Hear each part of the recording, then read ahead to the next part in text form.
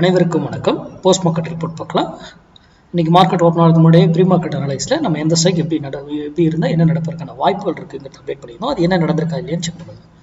இது முழுக்க எஜுகேஷன் பர்பஸ்க்காக போடுறது, மேக்ஸ் அடிப்படையில் எடுக்கக்கூடியது.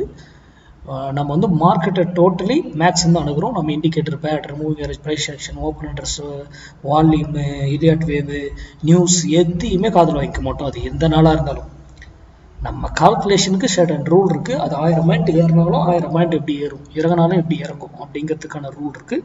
அதன்படி தான் நம்ம அர்த்தம் பண்ணுவோம். அது மட்டும் இல்லை, இதில் ஃபால்ஸ் பிரேக் அவுட் எப்படி ட்ராப் பண்ணுறாங்களே நம்மள, அதெல்லாம் எப்படி எல்லாமே மேக்ஸ் தான். நம்ம போயிட்டு அதுக்கப்புறம் மார்க்கெட் சப்போர்ட் அண்ட் ரெசிஸ்டன்ஸை வச்சுட்டு வர்த்தகம் பண்ணக்கூடாது, ஆப்ஷன் பையர் அப்படிங்கிறதும் இதில் இருக்கும். ஓகேங்களா? எல்லாரும் மார்க்கெட்டில் தானே சொல்கிறாங்க சப்போர்ட் அண்ட் ரெசிஸ்டன்ஸ், இவர் மட்டும் ஏன் இதில் சொல்கிறாரு?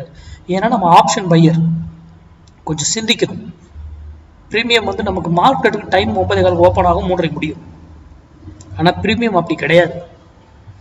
உங்கள் ஸ்ட்ரைக்கு நீங்கள் எதை பேஸ் பண்ணுறீங்களோ அதில் இருக்குது.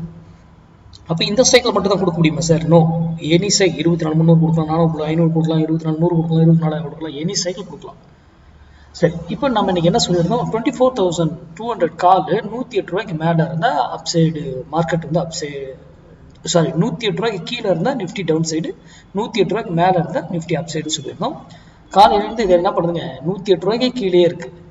ஆனால் இதுதான் ட்ராப் பண்ணுறது எப்படி, ஃபால்ஸ் பிரேக் அவுட் எப்படி கண்டுபிடிக்கணுன்றதுலாம் உங்களுக்கு தெரியும். அதெல்லாம் நிறைய ரூல்.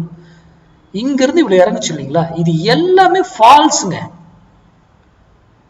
இதை கண்டுபிடிங்க, இது எல்லாமே ஃபால்ஸுங்கிற ஏன் அப்படிங்கிறது மட்டும்தான் உங்களுக்குள்ள விடை வரும்.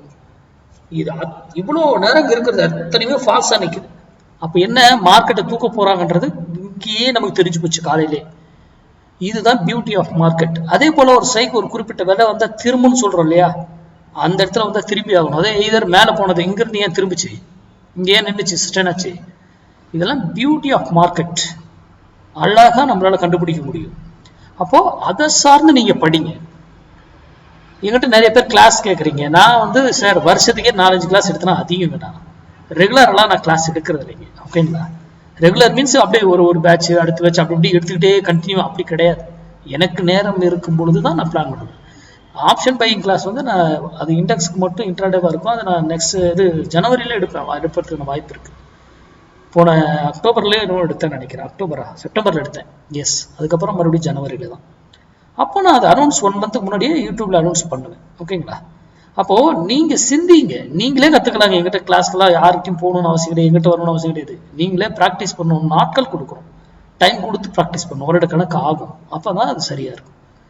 நன்றி, வணக்கம், வாழ்க வளமுடன்.